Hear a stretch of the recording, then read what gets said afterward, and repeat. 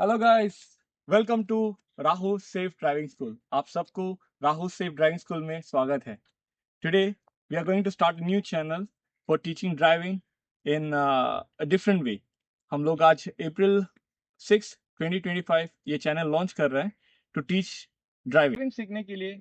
कोई age limit नहीं है, 60s की हो, 70s की हो या 80s की हो, इसमें कोई एज बार नहीं रखा है। अगर आप दिल से रेडी हैं सीखने के लिए, किसी की फोर्स पर नहीं, आपके खुद के दिल से आप कह रहे हो कि मुझे ड्राइविंग सीखना है, तो आप सीख सकते हैं।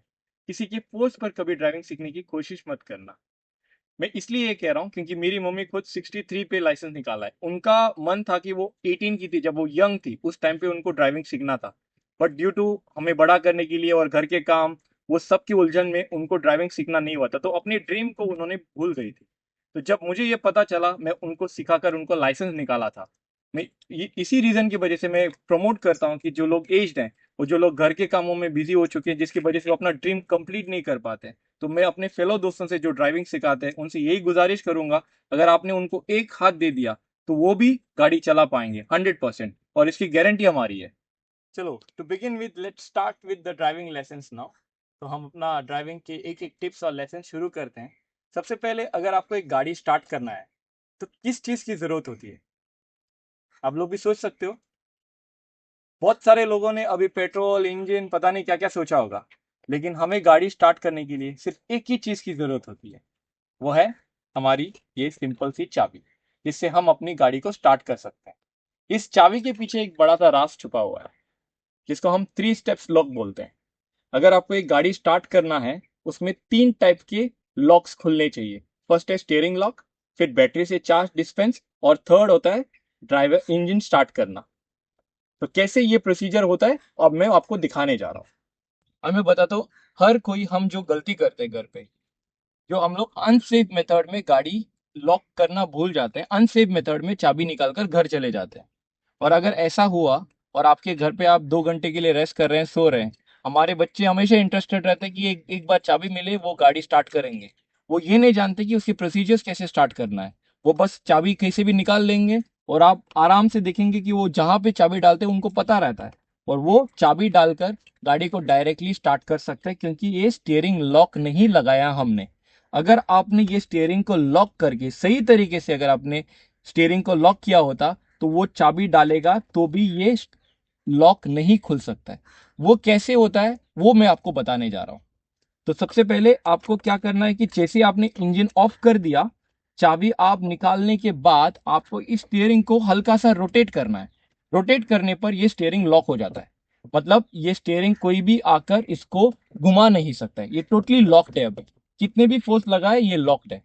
अब इस लॉक को खोलने के लिए एक ड्राइविंग सिखा हुआ नॉलेजेबल ड्राइवर ही कर सकता है। कोई भी साधारण एक छोटा बच्चा इस लॉक को नहीं खोल सकता है।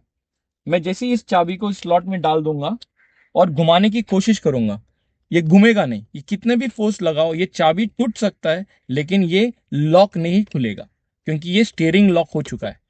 तो इस स्टीयरिंग को अनलॉक कैसे करना है वो मैं आपको दिखाता हूँ।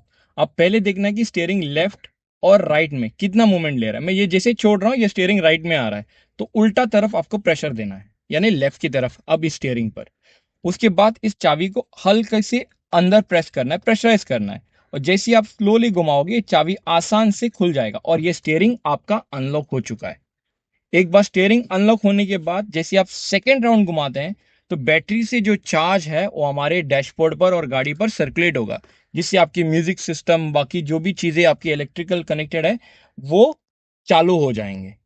थर्ड स्टेप, आपको क्लच सेफ्टी मेजर्स है, क्लच और ब्रेक दबाना है, गाड़ी को न्यूट्रल करना है। उसके बाद आप जैसे ही घुमाओगे गाड़ी स्टार्ट हो जाएगी, और आपका गाड़ी का स्टीयरिंग फ्री हो जाएगा। These are the safety way to switch on a car. और आप जब भी ऑफ करके जाएं तो कृपया दोनों तरफ चाबी घुमाकर ऑफ करें, और उसके बाद स्टीयरिंग को लॉक करना है, ताकि ये सेफ्टी लॉक का सही इस्तेमाल आप लोग कर सकते हैं, और आपकी गाड़ी आपके घर पर सुरक्षित रहेगी, और बच्चे अगर चाबी ले लिया तब भी आपकी सेफ्टी श्योर्ड। अभी हम अपनी गाड़ी का मेंटेनेंस, यानी कि हमारी इंजन बोन, जिसको हम बोनेट रूम बोलते हैं, वहां पर क्या क्या हमें चेक करना है एज ए ड्राइवर, वो हम सीखते हैं। सबसे पहले बोनेट कैसे खोलते हैं, ये आपको मालूम होना चाहिए। आपकी गाड़ी खराब होने पर उसको किस तरह ओपन किया जा सकता है वो मैं बता रहा हूँ। बोनेट का क्लिप कहीं गाड़ियों में यहाँ पर होता है, ये छोटा सा सिंबल आप देख सकते हो, एक छोटा सा गाड़ी बना हुआ है, उसका बोनेट ओपन करके दिखाया हुआ है। इसका मतलब ये गाड़ी का ओपन, बोनेट ओपन होता है। किसी गाड़ी का यहाँ पर, किसी किसी का यहाँ पर होता है। तो आपको देखना है कि वो कहाँ पर लोकेटेड है और उसको बस यहाँ से पुल करना है। तो जैसे ही हम उस लीवर को खींचते हैं, बोनेट ओपनिंग लीवर को, तो बोनेट ऐसे खुल जाता है। ये आपका बोनेट खुल चुका है। अब इसकी एक सेफ्टी लॉक होती है। अगर आपने डायरेक्टली इसको उठाया तो ये नहीं उठेगा, क्योंकि इसके पास एक और सेफ्टी लॉक है। जब भी आप गाड़ी पर ड्राइविंग सीट पर मौजूद नहीं है और किसी बच्चे ने वो लीवर खींच दिया तो बोनेट खुल जाता है और आपके डैशबोर्ड पर वार्निंग लाइट आ जाता है। शायद आपने उसको नोट नहीं किया हो या फिर वो वार्निंग लाइट इलेक्ट्रिकल है, शायद कभी काम नहीं करेगा। तो ये लॉक के थ्रू आपकी सेफ्टी ड्राइविंग होती है। कितना भी हवा का प्रेशर होने पर ये कभी उठेगा नहीं। अभी सेफ्टी लॉक को कैसे खोला जा सकता है वो मैं आपको दिखाने जा रहा हूँ। अब यहाँ पर आके देखिए कि यहाँ पे जैसे ही मैं इस बोनेट को उठाता हूँ तो यहाँ पर एक लीवर अटक रहा है। ये लीवर से आप देख सकते हैं कि ये अटक जा रहा है। तो इसको खोलने के लिए गाड़ी की या तो इस तरफ या उस तरफ एक छोटा सा लीवर होगा, उसको आपको हल्का पुश करना है और इसको उठाना है। तो ये जो लीवर है ये आपका इस लॉक सिस्टम ऐसे बना हुआ है। ये जैसे बंद होगा यहाँ पर ये लॉक हो गया और इसको आप स्लाइड करोगे तो ये खुल जाता है। उसके बाद आपका हैंड पर कभी ये बोनेट को नहीं रखना है, हमेशा और एक लीवर होगा जिसको आपको एनक्रोच करना है यहाँ पर, और ये सेफली बोनेट खुलकर रुक जाएगा। अभी हम गाड़ी को स्टार्ट करते समय चाबी तो अंदर से घुमाते ही हैं, लेकिन अंदर क्या हो रहा है और किस तरह गाड़ी स्टार्ट होता है वो मैं आपको बताने जा रहा हूँ। सबसे पहले जब फर्स्ट लॉक आप घुमाओगे चाबी से तो स्टीयरिंग खुल गया। सेकंड में मैंने आपको कहा था कि बैटरी से चार्ज डिस्पेंस होता है, तो बैटरी जो है वो गाड़ी के यहाँ पर रहता है। ये एक हमारा बैटरी है जिससे हमारा इनिशियल पावर, इंजन को जो स्टार्ट होने की ताकत है, वो पहला इसी बैटरी से सप्लाई होता है। यहाँ से जो चार्ज है वो निकल कर आपके सारे इंजन जो इलेक्ट्रिक डिवाइसेस है वहां पर जाता है, साथ ही साथ हमारा स्टार्टर पर भी जाता है। तो जैसे ही हमारा इंजन स्टार्ट हो जाता है, इस बैटरी को रिटर्न करंट की जरूरत है, यानी कि उसको रिचार्ज होने के लिए। उसका काम हमारा ऑल्टरनेटर करता है। अब जैसे देख सकते हैं इंजन से एक छोटी सी बेल्ट से एक छोटा डिवाइस यहाँ पर कनेक्ट हुआ है, इसका नाम है ऑल्टरनेटर। ये मैं आपको सेपरेटली भी हमारे ऑफिस में दिखाऊंगा, बट ये फिलहाल ये ऑल्टरनेटर है जो एक बेल्ट के माध्यम से हमारे इंजन से कनेक्टेड है। जैसे ये घूमना शुरू होगा, करंट कन्वर्ट होकर वापस हमारे बैटरी को रिस्टोर करता है और हमारा बैटरी का लाइफ मिनिमम 3 साल है, लेकिन अगर आपने मेंटेन किया तो वो 5 साल तक जा सकता है। तो ये मेंटेन क्या होता है, इस बैटरी के अंदर आपको हर 6 महीने में डिस्टिल वाटर भरना होगा। इस बैटरी के अंदर एक, जैसे हमारे इन्वर्टर, घर पे जो इन्वर्टर है सेम बैटरी है ये, इसमें हम डिस्टिल वाटर का इस्तेमाल करते हैं ताकि हमारी जो चार्ज है वो हमेशा लॉन्ग लाइफ तक रहे। जो हमारे सेल्स है एनोड एंड कैथोड वो हमेशा लॉन्ग लाइफ तक चले, इसके लिए हमें डिस्टिल वाटर का इस्तेमाल करना चाहिए। तो 6 मंथ्स में जरूर इसका डिस्टिल वाटर जो है आप चेक करते रहना for a long run of your battery. एक बार आपका गाड़ी बैटरी से पावर लेकर स्टार्टर में जाकर इंजन स्टार्ट हो जाएगा, सिंपल है, इंजन हीट होना शुरू हो जाता है। अभी से ही इंजन मेरा गर्म है क्योंकि हीट ऑलरेडी गाड़ी चलकर आया है, दूसरा मैं धूप में खड़ा हूं। सेकेंडली आप जरा सोचना कि ये बोनेट अगर ये बंद हो चुका होता, अभी बंद रहेगा, तो इंजन से जो टेम्परेचर है उसके ऊपर ये बोनेट मतलब मेटल का है, ये गुड कंडक्टर ऑफ हीट है। तो बाहर से जो धूप आजकल की आ रहा है और इंजन का भी टेम्परेचर दोनों मिलकर जो इसके अंदर जो टेम्परेचर होगा वो हाई हो जाएगा। आप लोग जानते हैं कि जैसे टेम्परेचर किसी भी मेटल का हो या पेपर का हो, वो एक सर्टन टिक तक मेंटेन रहता है। जैसे उसका जो एनर्जी जो बर्निंग पॉइंट तक पहुंच जाता है वो जल जाएगा, जिसको हम इग्निशन पॉइंट बोलते हैं। कोई भी चीज का एक इग्निशन पॉइंट होता है जिससे वो जल जाता है, उसमें आग लग जाता है। तो आप लोगों ने सुना होगा चलती हुई गाड़ी ब्रिज पर आग पकड़ा, कोई रीजन नहीं है, उसका जरूर एक कारण होगा। उसका इंजन रूम का टेम्परेचर या तो कंट्रोल नहीं है या फिर उन्होंने जो मेंटेनेंस चीज है वो नहीं किया है, जिसकी वजह से वो आग में कन्वर्ट हो चुका है। अब इसको कैसे करेंगे, इसका क्या रीजन है, इंजन का टेम्परेचर कैसे कंट्रोल करते हैं, ये मैं आपको बताने जा रहा हूं। इंजन रूम के ठीक सामने हर गाड़ी में एक रेडिएटर होता है। इसको डेंजर नेवर ओपन हॉट करके ये आपको लिड दिया गया है, डेंजर नेवर ओपन हॉट। इसका मतलब इसको गर्म रहते हुए कभी इस लिड को खोलना नहीं है। ये हमारा रेडिएटर है। रेडिएटर का काम क्या है? रेडिएटर इंजन का टेम्परेचर को कंट्रोल करता है। हमारे रेडिएटर के पीछे एक फैन है जो क्या करता है कि वो फैन जो है गर्म हवा को बाहर और बाहर की हवा को अंदर की तरफ खींच लेता है। जो हॉट एयर है उसको पंप करके बाहर कर देता है और बाहर से जो हवा है वो अंदर ले लेता है। बाहर का हवा कैसे आता है? आपने सारे गाड़ियों को आज से नोट करना, जो सब गाड़ियों के सामने जो बम्पर है वो हमेशा खुला हुआ रहता है, ताकि वो एयर जो है जब गाड़ी चलती है उसके अंदर एयर प्रेशर से अंदर आते जाए। कोई भी गाड़ी आपको जो इंजन सामने है उसका कभी भी ये बंद वाला नहीं मिलेगा, क्योंकि एयर पासिंग के लिए जरूरी है कि ग्रिल्स बने रहें और इस ग्रिल्स के थ्रू हम हवा को अंदर लेते हैं। रेडिएटर का काम है इंजन को ठंडा करना, और रेडिएटर को काम करने के लिए हम हमेशा पानी का इस्तेमाल करते हैं, वाटर का इस्तेमाल। अब इसमें एक प्रॉब्लम क्या है कि आप अगर डेली टू डेली रन में हैं और आप पानी का इस्तेमाल कर रहे हैं, तो पानी का एक थियोरी है कि वो 100 डिग्री सेल्सियस पर इवापोरेट हो जाता है, यानी पानी उबलकर वेपराइज हो जाता है। अगर आपने सुबह पानी भरा और आपने अच्छा खासा किलोमीटर चलाया तो दोपहर शाम तक आपकी पानी वापस कम हो जाएगा और दोबारा आपको रेडिएटर में पानी फिल करना है। तो आज की डेट में किसी के पास इतना वक्त नहीं होता है, तो हम एक केमिकल का भी इस्तेमाल करते हैं जिसको हम कूलेंट बोलते हैं। तो हम कूलेंट और पानी का मिक्स बनाकर हम रेडिएटर में फिल कर देते हैं, ताकि हमारी गाड़ी की जो पानी है वो मेंटेन रहे, क्योंकि रेडिएटर में जब पानी और कूलेंट दोनों मिक्स करते हैं तो उसकी थोड़ी सी लाइफ स्पैन जो है बढ़ जाता है, बिकॉज उसकी कूलिंग कैपेसिटी ज्यादा है और वो वेपराइज जल्दी नहीं होता है। तो इसके लिए हम रेडिएटर पर कूलेंट और पानी का इस्तेमाल करते हैं। इमरजेंसी सिचुएशन पर आप सिर्फ पानी भी इस्तेमाल कर सकते हैं और मैकेनिक के गैरेज में जाकर मैकेनिक से आप उसमें कूलेंट ऐड ऑन कर सकते हैं। और ये हमारा ऑल्टोज में या छोटी गाड़ियों में एक स्पेयर टैंक दिया जाता है, जैसे कि यहाँ पर इमरजेंसी में पानी कम होने पर वो इस टैंक से पानी ले लेता है।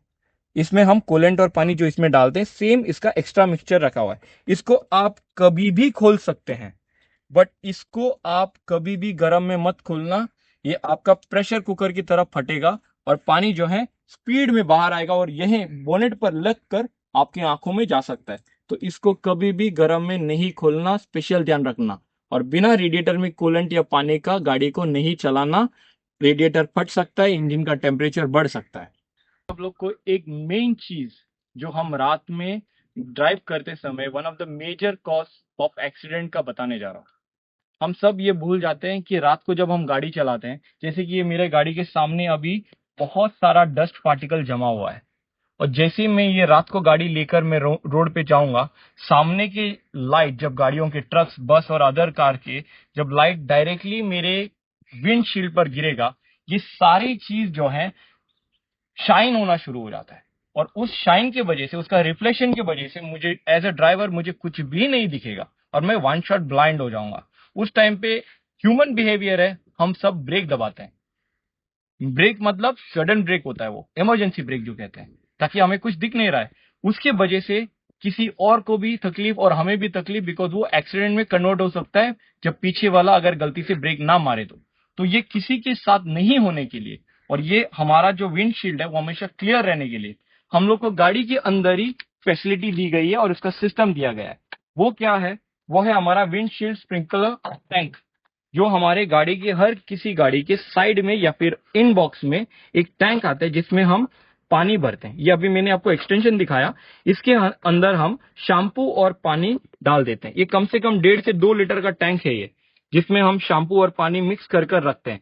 और जैसे हम रात को जब आते हैं, हमारा डस्टी ग्लास पर हम ड्राइविंग सीट से ही उसको ऑपरेट कर सकते हैं। उसका बटन है जो मैं आपको बाद में दिखाऊंगा। तो उस बटन के थ्रू हम जैसे प्रेशराइज उसको बटन को कर देते हैं, यहां से टैंक से पानी निकलकर इस नॉब से वो शैम्पू और पानी जो है आपके विंडशील्ड पर इस नोजल से निकला जाएगा। ये जो टैंक से निकलकर ये यहां जाके इस वही पॉइंट से आपको, यहाँ पे एक छोटा सा स्प्रिंकलर पॉइंट है, यहां से आपकी विंडशील्ड पर दोनों तरफ आपके शैम्पू और पानी का डिस्पेंस होगा और वाइपर आपके उस डस्ट को क्लियर कर देगा, जिससे आपकी जो ड्राइविंग इन द नाइट है वो बहुत ही आसान और स्मूथ हो जाएगा और आपकी कोई भी तरीके से विजन में डिफिकल्टी इस चीज के वजह से नहीं आएगा। और इसका पूरी जिम्मेदारी ड्राइवर का है जो गाड़ी चलाने वाला है रात को। तो रात को आप ड्राइविंग करने से पहले मेक श्योर करना आपकी विंडशील्ड पर सोपी वाटर या प्लेन वाटर भी आपके अंदर हमेशा फुल होना चाहिए। एक ही चीज का ध्यान रखना है, डिटर्जेंट या अलग कोई भी साबुन इसमें बिल्कुल ना डालें, क्योंकि वो यहाँ पर स्टक होकर आपकी पानी फिर डिस्पेंस नहीं करेगा। सिर्फ लिक्विड कार वॉश शैम्पू ही इसमें जाना चाहिए, ताकि आपकी विंडशील्ड जो है स्मूथ और क्लियर रहे। बैटरी से जो करंट जो है, मैंने आप लोगों को बोला था कि वो सेकंड जब चाबी हम रोटेट करते हैं उस टाइम पे वो चार्ज निकलकर बैटरी से हमारे जो इंजन और बाकी जो इलेक्ट्रिक डिवाइसेस गाड़ियों में होता है उसमें सर्कुलेट हो जाता है। एक बात है, जब हम गाड़ी की बार बार चाबी आगे पीछे घुमाते हैं उस टाइम पे इसमें कभी कभी एक्स्ट्रा चार्ज स्टोर हो सकता है और बैटरी से जो करंट जो है एक्स्ट्रा कभी कभी डिस्पेंस आउट हो जाता है। एनी रीजन हो सकता है। तो इसके वजह से आपका एक्सपेंसिव डिवाइसेस, जैसे आजकल म्यूजिक सिस्टम बहुत एक्सपेंसिव आ जाते हैं और जैसे एंड्रॉयड के मोबाइल्स जैसे टीवी फैसिलिटीज दी जाती है गाड़ी में, ये सारा चीज जो है, हेडलाइट्स जो है, ये सारा चीज जो है आपके इलेक्ट्रिक डिवाइस से इस बैटरी से कनेक्टेड है। अगर इनमें हद से ज्यादा सप्लाई अगर चला गया तो वो बर्न आउट हो सकता है या फिर वो काम नहीं करेंगे। तो उसके वजह से हमें हमेशा हमारा जो बैटरी से लिंक्ड एक फ्यूज बॉक्स होता है, रिले फ्यूज बॉक्स, ये जो फ्यूज बॉक्स के अंदर रिले और फ्यूजेस होते हैं, इसका काम क्या है, अगर गलती से भी कोई भी अगर एक्स्ट्रा डिस्पेंस हो जाता है तो वो फ्यूज उड़ जाता है, जिसके वजह से आपकी जो डिवाइस जो इलेक्ट्रिक डिवाइसेस है वो प्रोटेक्टेड रहता है और आपका मेन एक्सपेंसेस कट ऑफ होकर छोटा सा एक फ्यूज 15 या 20 रुपए के अंदर वो सिमट हो जाता है। मतलब अगर आपकी जो मेन डिवाइस को कुछ इफेक्ट नहीं होगा लेकिन आपका फ्यूज उड़ जाएगा और फ्यूज आपको बचा लेगा उसमें से। तो हर गाड़ी में एक फ्यूज बॉक्स जरूर होता है जो आपके इलेक्ट्रिक डिवाइसेस को बचाता है। अगर कभी भी आपकी गाड़ी में कोई भी म्यूजिक सिस्टम नहीं चल रहा है तो पहले ही डैशबोर्ड से उस म्यूजिक सिस्टम को मत निकालना। पहले आप कोई भी मैकेनिक से अपना फ्यूज बॉक्स चेक कर लेना, ताकि अगर वो फ्यूज गया है तो वो music system automatic fuse replacement के बाद चालू हो जाएगा। अगर आपने बिना फ्यूज चेक किए आपने डैशबोर्ड से म्यूजिक सिस्टम को निकाला है तो वो कुछ चीजों में आपकी वारंटी पीरियड भी चला जाता है। इंजन हमारे गाड़ी का हार्ट है, जैसे हमारा हार्ट होता है वैसे इंजन हमारा हार्ट हो जाता है गाड़ी का। तो इसको कैसे मेंटेन किया जा सकता है, इसके ऊपर हमारी सारी परफॉर्मेंस है, गाड़ी का माइलेज सब कुछ इसी में बसा हुआ है। कहते हैं आपकी गाड़ी अगर 15 साल या 20 साल या 25 साल भी आप यूज करो, उसकी इंजन कभी खुलनी नहीं चाहिए। अगर आपका इंजन कभी खोलने की नौबत पड़ी तो उसका पूरा एफिशिएंसी चेंज हो जाएगा। तो वो कभी नहीं होना चाहिए। तो उसके लिए हमें मेंटेनेंस में कुछ भी नहीं करना है सिवाय उसकी इंजन ऑयल टाइम पे चेंज करना है। ये आपको याद रखना होगा बाय डेट की आपने लास्ट कब किया था और आप कब करना है और इसकी क्या क्या कंडीशंस है वो मैं आपको बताने जा रहा हूँ।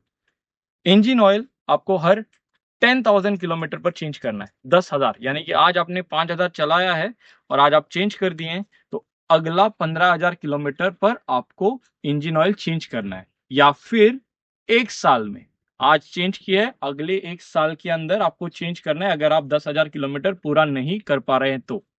अगर आपकी गाड़ी रनिंग में है और आप अच्छा खासा डेली यूज करते हैं तो आपका 10,000 जैसे ही हो रहा है 8-9 तक भी आप चेंज कर सकते हैं। अगर आपकी गाड़ी एक बिजनेस गाड़ी है, आप रेगुलर ट्रैवल करते हैं तो आपको एक 8,000 टू 9,000 में भी आप चेंज कर सकते हैं, ताकि आपकी इंजन की एफिशिएंसी जो है बने रहे।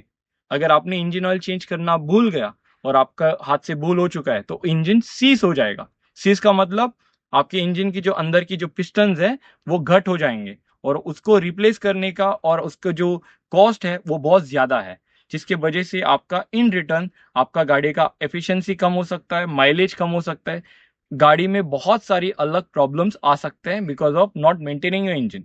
अब इसको कैसे चेक करते हैं और कैसे करना चाहिए वो मैं आपको बता रहा हूँ। आप जब भी गाड़ी सर्विसिंग में शोरूम में दे दे या प्राइवेटली दे दे, वो आपको कैसे करना है ये आपको मैं बता रहा हूँ। आप कहीं भी गाड़ी दे दे, देने से पहले आपको इंजन ऑयल चेक करना है और वापस आपकी गाड़ी सर्विस होके आने के बावजूद भी आपको इंजन ऑयल चेक करना है। तो इंजन ऑयल चेक करने के लिए सबसे पहले गाड़ी को पैरेलल खड़ा करना है। चारों टायर जो हैं गाड़ी के पैरेलल होने चाहिए और चारों टायर जब पैरेलल हो जाता है इंजन का ट्रे रैक जो है वो भी पैरेलल हो जाएगा। तो उसके बाद आपको क्या करना है, 4 आवर्स तक गाड़ी को रेस्ट देना है। आपकी इंजन गर्म होगा तो उस इंजन को 4 आवर्स आपको टोटली रेस्ट देना है, ताकि जो भी ऑयल आपका पंप हुआ है वो डाउन आपके ट्रे में आके बस जाएगा। उसके बाद आपको यहाँ पर इंजन में एक लीवर आता है छोटी सी, हर गाड़ी के साथ इसका एक लीवर आ जाता है, कोई भी कलर में हो सकता है, वो ब्लैक या येलो या जो भी हो। तो इस नॉब को आपको हल्के से उठाना है। उठाने के बाद आप पहले अपना इंजन ऑयल का कलर देखिए। अभी ये कलर जो है मेरा ब्राउनिश है, ब्राउनिश ठीक है, डार्क ब्लैक नहीं होना चाहिए क्योंकि इंजन ऑयल काला हो जाता है वो। उसके बाद आपको एक कपड़ा लेकर इसको अच्छे से पोंछना होगा। एक कपड़ा ले लीजिए आप कोई भी गंदा, उसके बाद उसको आप अच्छे से पोंछ देना, इसको पूरी तरह एकदम ड्राई होना चाहिए, इसमें जरा भी ऑयल नहीं रहना चाहिए, उतना ड्राई इसको करना है। ड्राई होने के बाद आप में आपके इसमें लिवर मर एक नीचे एक डॉट है और ऊपर भी मेरा एक डॉट है। इसके शेप अलग अलग रह सकते हैं, किसी का एल शेप में रहेगा या जो भी शेप में रहेगा, लेकिन एक मार्किंग जरूर रहेगा। जैसे इस गाड़ी में नीचे एक डॉट है, ऊपर एक डॉट है। अगर मैं अभी दोबारा इसको इंजन में डिप करूंगा, उस टाइम पे अगर मेरा ऑयल यहाँ पर है, इसका मतलब मेरा ऑयल फुल है, मुझे कोई डर की जरूरत नहीं है। अगर मेरा ऑयल ये डॉट पर है, यानी कि सबसे नीचे वाली डॉट पर, इसका मतलब मेरा इंजन ऑलरेडी डैमेज्ड है, क्योंकि ऑयल उसकी ड्राई हो चुका है या फिर खत्म हो चुका है। ये मेरा डेंजर जोन बोल सकते हैं। और अगर इंजन ऑयल दोनों के बीच में कहीं आ रहा है, इसका मतलब वो कम है, आपको उसको रिफिल या टॉपअप करना चाहिए। और अगर आपका इंजन ऑयल कभी भी कम रेगुलरली आ रहा है, तो आपकी गाड़ी में कोई लीकेज है इंजन ऑयल का, वो आपको चेक करना पड़ेगा कि बार बार इंजन ऑयल कम क्यों हो रहा है। तो इसका रेगुलर मेजरमेंट आपको लेना है। अभी मैं आपको दिखाता हूं मेरे इस गाड़ी में कितनी इंजन ऑयल की लेवल है। ये मैंने लिया, इस स्लॉट में डाला, इसको स्लोली पुश किया, तो ये पूरी तरह अंदर चला गया। अब मैं इसको 1 सेकंड के बाद ऊपर ले रहा हूं और आप लोग देख सकते हैं कि मेरा ऑयल एग्जैक्टली उस पॉइंट पर है जहां पर इंजन ऑयल होना चाहिए। ये इंजन ऑयल इस तरीके से हम रेगुलरली इसको चेक कर सकते हैं, और इससे आपकी गाड़ी की इंजन 100% परफॉर्मेंस और माइलेज पे 100% आपको मिल जाएगा।